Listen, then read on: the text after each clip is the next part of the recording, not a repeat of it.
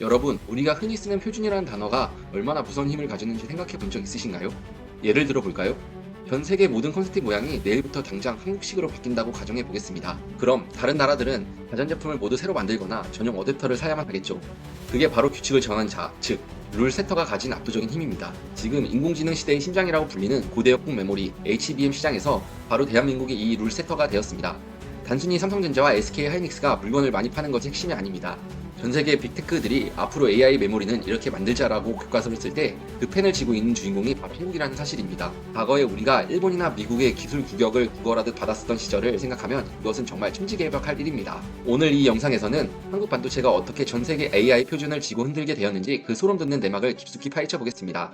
요즘 뉴스를 보면 엔비디아의 젠승환 회장이 삼성이나 SK를 언급할 때마다 주가가 크게 움직이는 것을 보셨을 겁니다. 많은 사람이 엔비디아가 갑이고 우리가 을이라고 생각하기 쉽지만 반도체 생태계를 조금만 깊게 들여다보면 상황은 전혀 다릅니다. 엔비디아가 아무리 뛰어난 GPU를 설계해도 그것을 뒷받침할 HBM이 없으면 그것은 그냥 비싸고 거대한 고철덩어리에 불과합니다. 특히 차세대 HM4부터는 메모리가 단순히 데이터를 저장하는 수준을 넘어서 시스템 반도체와 한몸처럼 움직여야 합니다. 여기서 우리나라의 무서운 저력이 나타납니다. 전 세계에서 이 복잡한 규격을 정의하고 표준할 수 있는 곳이 사실상 우리밖에 없기 때문입니다. 엔비디아나 애플, 마이크로소프트 같은 기업들이 새로운 칩을 기획할 때 한국 기업들의 먼저 의견을 구하는 이유가 바로 이것입니다. 우리가 이런 칩을 만들 계획인데 당신들이 정한 표준에 맞추려면 어떻게 설계해야 합니까? 라고 물어보는 것이죠.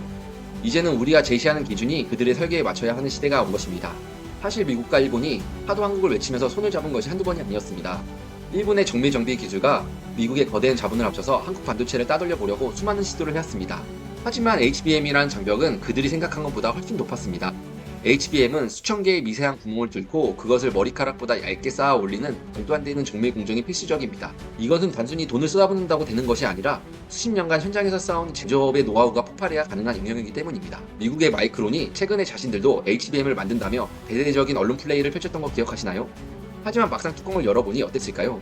수율 확보에 어려움을 겪는 것은 물론 표준화 경쟁에서도 한국에 완전히 밀리고 있습니다.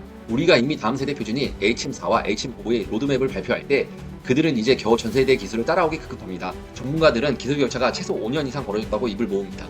이제는 따라오라고 문을 열어주어도 도저히 따라올 수 없는 수준이 된 것입니다. 이제 반도체 전쟁은 단순히 누가 더 많이 만드냐의 싸움이 아닙니다. 누가 더 똑똑한 표준을 만드냐의 싸움이죠. 우리나라 기업들은 이제 메모리만 만드는 단계를 넘어 커스텀 HBM 시대를 열고 있습니다. 고객사가 원하는 기능을 아예 메모리 안에 집합시켜 표준화해버리는 전략입니다. 이렇게 되면 전 세계의 모든 AI 서비스는 한국의 기술 규격 안에서만 작동하게 됩니다. 이것은 경제적인 수익을 넘어서 국가 안보와 직결되는 강력한 힘입니다.